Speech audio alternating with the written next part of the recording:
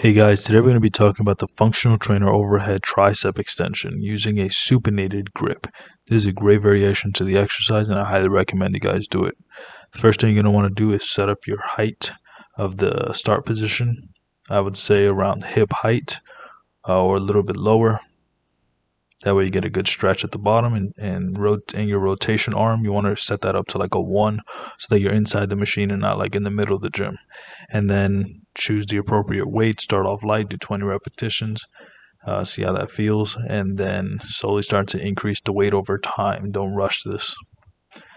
Once you're there, just take a nice step forward, small step actually, and keep your elbows up and together as you're extending your elbow against tension. But before we continue, a word from today's video sponsor. I'm today's video sponsor, and if you'd like help losing fat or gaining muscle, there are a few ways I can help you down below. Either set up a free consultation with us, purchase through one of our free affiliate links, or purchase one of our instant access affordable training programs. Can't wait to be of service to you. Now let's get back to the rest of the video.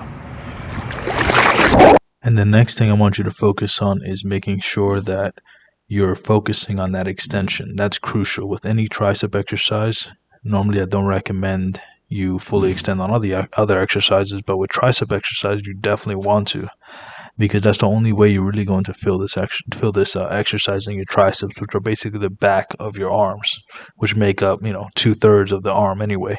So if you want big arms, train your triceps. Your biceps are cool, triceps are better, trust me. The next thing I want you to focus on is making sure that you're keeping your core tight and your glutes engaged. A lot of people miss out on this part, so their torso starts to sway.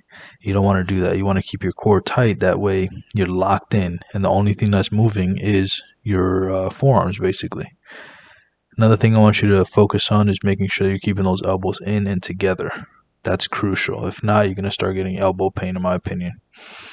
And also make sure that you're keeping your elbows pointing up. You don't want your elbows pointing forward. You want your elbows pointing up and as far back towards the machine as possible. That's how you're going to get the best stretch with this exercise. I also want you to make sure that you're focusing on the tempo. Tempo is very important when it comes to building muscle. So just make sure that you're in full control of the weight and take your time. I'm not saying go like super slow, like 10-second negatives or anything like that.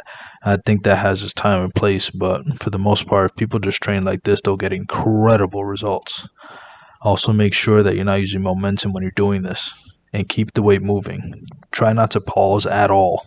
Keep the weight moving. That way you keep tension on the muscle as much as possible. And here's some common mistakes I want you guys to avoid. Using partial reps with your elbows out. You don't want to do that. Make sure that you're doing full repetitions. That way you get the best out of this exercise.